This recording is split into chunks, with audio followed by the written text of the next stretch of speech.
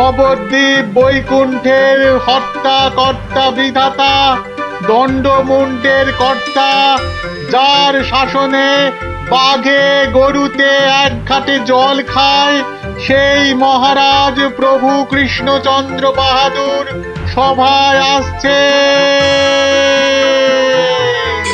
জয় জয় মহারাজ কৃষ্ণচন্দ্রের জয়।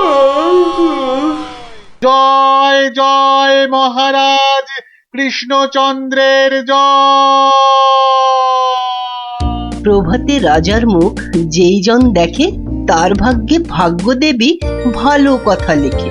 রাজা যেন গগন সূর্য, বৈকুণ্ঠ ঈশ্বর, তার সঙ্গে পাল্লা দিতে কে খায় ঠক্কর? হয়েছে হয়েছে, রোজ রোজ এত তেল ঢাললে পিছলে পড়ে যাও যে। যাকে সবার কাজ শুরু হোক। মন্ত্রী, সবার কাজ শুরু করার আগে একটু জ্যোতিষ মশাইয়ের একটা কথা শুনে নিন রাজা মশাই। যা কলা, সভায় বসতে না বসতেই জ্যোতিষী মশাইয়ের কাছে কুস্তি পড়ার ভাল লাগে না। এমন কথা মুখে আনবেন না যজমান। নবদ্বীপের ভাগ্যাকাশে আজ দুর্যোগের ঘনঘটা, তার শ্যামল প্রান্তরে রক্তের আলপনা। হ্যাঁ, গেল যা, যাত্রা গাইতে হবে না।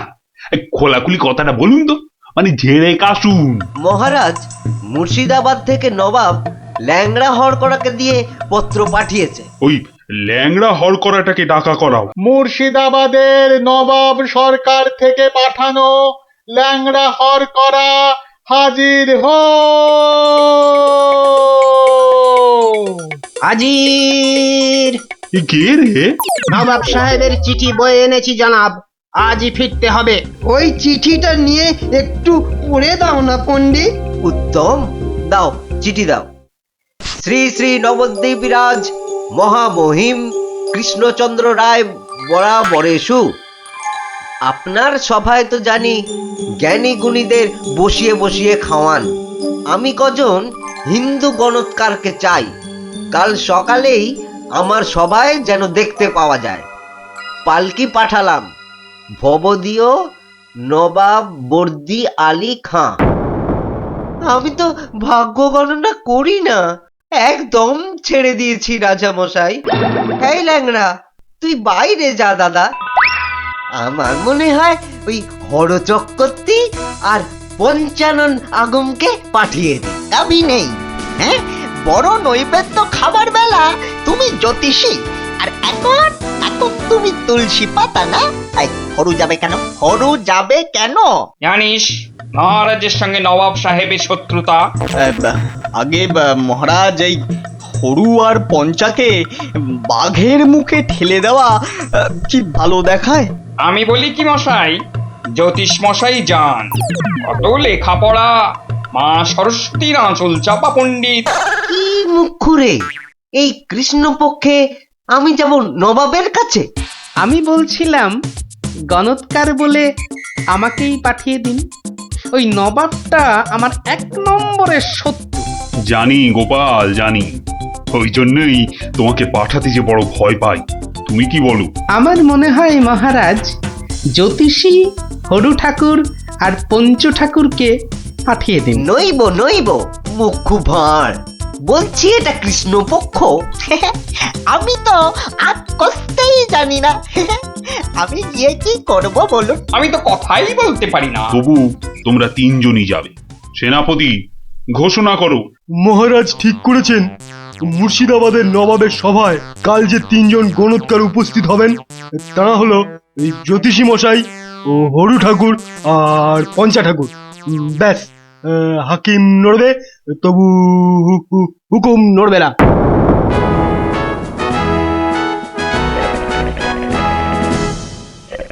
বন্দগি জাহাপনা, আপনি হলেন গিয়ে গরিবের, যাকে বলে কিনা মা বাপ। জনাব, যা হুকুম করবেন তাই করে দেব। মহারাজ তাই বলেই পাঠিয়েছেন। অথচ হুজুর, আপনার নসিব গণবার মতো কোনো ক্ষমতাই আমাদের নেই। খামোশ, তাই আমাদের নেই। হুজুরের নসিব গুনবা তোরা কে রে? তোরা কে? বেত্তামিজ।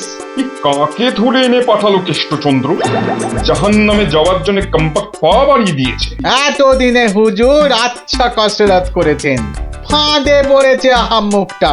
খালি পাশ কাটিয়ে পালায়, খালি পাশ কাটিয়ে পালায়। এই পণ্ডিত কটাকে তিনটে বাপ জানতে চাই, না বলতে পারলেই শুল। হ্যাঁ, এ উজিরটা কি রে? ভুলে বসিয়ে কি হবে? কয় কয় 20 সাল কয়। জি কয়েল লাগে 20 সাল টোপ্পা। মরে যাব খোদা বন্ধ। ছেলে পিলে সব গাছতলায় গিয়ে বসবে। ঠিক কেউ জুটবে না জানাব। আমার আবার ভাতে একটু ঘি না পেলে চোয়া ঢেকুর ওঠে। তার চেয়ে তিনটে সওয়াল পুছতে বলুন উজির সাহেব। यही मर्द का बात। কি করব হুজুর? ডাঙায় বাঘ আর জলে কুমির। আপনাকে খুশ করে না ফেললে কেষ্টচন্দ্র ছাড়বে নাকি? জান কবুল, সওয়াল পুছ করুন। बहुत अच्छा। पहला सवाल, মাটির নিচে কি আছে? মাটি আছে। मिट्टी के अंदर में क्या है? দ্বিতীয় প্রশ্ন, পৃথিবীর মাঝখান ঠিক কোন জায়গাটা? আমি তো রাজ সরকারে জরিপ করি না খোদাবান। সত্যি বলছি, আমিও করি না। মাসে তোলার দিব্যি। জরিপের লোক সব আলাদা। এই মগ কালির দিব্যি। तीसरा सवाल, 3 নম্বর প্রশ্ন, পৃথিবীকে এক পাক ঘুরতে গেলে কি করতে হবে? পায়ে হেঁটে। হ্যাঁ, पैदल पैदल। কি মুশকিল, অত হাঁটা যায় নাকি? সাদা সাপটা কথা জানাব, আমাদের বইয়ে এসব সওয়ালের কোনো জবাব নেই। দিন দিন গারদে পাঠিয়ে। क्या तुम जवाब देगा? জি। 3 सवालेर जवाब देगा? बहुत अच्छा। बताओ। আমি একটা জবাবও দিতে পারবো না হুজুর। ফাটকে চালান করে দিন, এর চেয়ে মরা সহজ।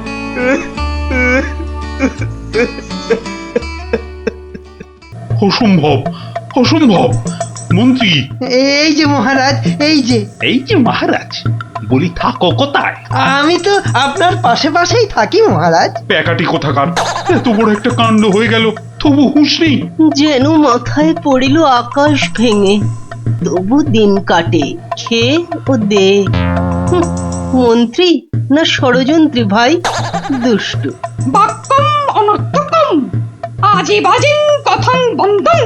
মহারাজের 3 গণৎকারকে নবাব ফাটকে পুড়ে দিল, আর উনি এসছেন অং বং চং করতে। মহারাজ, আমি বলি কি, এই নবাবের নামে একটা পদ্য লিখে পাঠাই। এই যে আমি লিখেও ফেলেছি। তুমি আমার প্রিয় নবাব, তোমায় আমি দিচ্ছি জবাব, বুকটা আমার দুরু দুরু। এটা একটা আস্ত গরু। মহারাজ, সৈন্যবাহিনী নিয়ে গিয়ে একটা যুদ্ধ করে দেখি। তুমি বুদ্ধি ঢেকি, 3টে প্রশ্নের জবাব দিতে পারো না, পাকামো করতে এসেছো বিজ্ঞানী। মহারাজ, প্রশ্নের উত্তর দিতে পারি, কিন্তু নবাব তো আসলে ঝগড়া বাঁধাতে চাইছেন। কোনো জবাবই যে শুনবেন না। কি সর্বনাশ! তার মানে আবার খাজনা বাড়াবার তালে আছে? হ্যাঁ, তাহলে এখন উপায়? নবদ্বীপের 3 পণ্ডিত নবাবের ফাটকে জীবন কাটাবে। এ মা, ভীষণ লজ্জা করে। লোকে কি বলবে? ম্যাগো, ঠিক যেন ছন্দ ছাড়া পদ্য। হুঁ, মিষ্টি ছাড়া আবার কাঁচাগোল্লা হয় নাকি? কি করে মুখ দেখাবো ভাই? যা। আর আর একটা কথা বললে তোমাকে 17 ঘরে নামতাম কষ্ট ধরবো। খালি ভাবো, ভাবো এখন কি উপায়। আমি বলছিলাম একটাই উপায় আছে মহারাজ। গোপাল, এখন থামো, হাসি মস্করার সময় নয় এখন। আমি তো জানি মহারাজ, উপায় একটাই। কি উপায়? আপনার রাজপণ্ডিত বলে আমাকে মুর্শিদাবাদে নবাবের দরবারে পাঠিয়ে দিন মহারাজ। বাঁচালং বাঁচালং, তুমি ভর পণ্ডিতের জবাব দিতে দাঁত ভেঙে যাবে। তাহলে আপনাকেই যেতে হবে পণ্ডিত মশাই, ফাটকে থাকতে হবে। এই অসভ্যতা করো না, আমি যাব কি করে? উত্তম মহারাজ, গোপালই যাক। গোপাল বন্ধু, কি কিচ্ছু ভাববেন না মহারাজ। নবাব যেমন প্রশ্ন করেছেন তেমনি উত্তর দেব মেপে। আপনার 3 গণৎকারকে ফিরিয়ে যদি না আনতে পারি তো আমার নামে গরু পুষবেন মহারাজ। হাতিকা দাঁত, নরৎকা বাত। মহাপণ্ডিত নামে তোরা জয় দে জয় দে। গোপাল পণ্ডিত দেব চলেছে চলেছে। নবদ্বীপের মানবতাতে চলেছে চলেছে। কৃষ্ণরাজার নামে পণ্ডিত চলেছে চলেছে। জয় জয় গোপাল পণ্ডিত দেবের জয়। জয় নবদ্বীপের হারানো মান বাঁচাবে কে? পণ্ডিত গোপাল আবার কে? নবদ্বীপের হারানো মান বাঁচাবে কে? পণ্ডিত গোপাল আবার কে? কি নাম তোমার? আমার আবার নাম? তো নাম তো একটা আছে। তা আছে। সেটাই বলো না।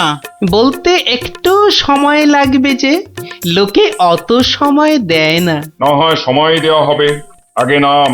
শ্রী শ্রীল শ্রীমন্ত ভট্টি হর বড় ভাঁড় নবদ্বীপ কৃষ্ণ আকাশে। এত বড় নাম? আরেকটু, শর্মা কৃষ্ণনগর ভীষণ মোরগ গর্জন। আর বলতে হবে না। এখনো শেষ হয়নি জানাব।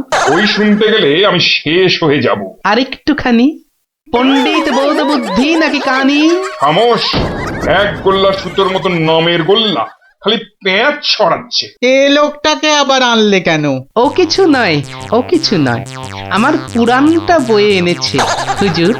খুব ভারী। নামা নামা নামা। এই হলো পুরাণ। পুরাণের নাম জানেন? না না না না না, নাম জানা জরুরি নয়। ছোট্ট নাম খোদাবন্দ, আমাদের হিন্দুদের খুব পবিত্র। 3টে সওয়াল করব।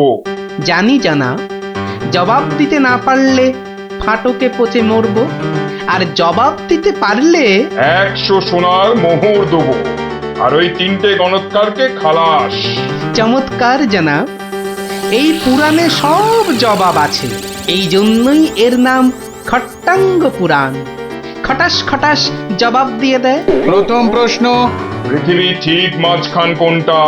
দ্বিতীয় প্রশ্ন, পৃথিবীতে কিভাবে পায়ে হেঁটে ঘুরে আসতে হয়? তৃতীয়, মাটির একবারে নিচে কি আছে? কি হলো, হবে না তো?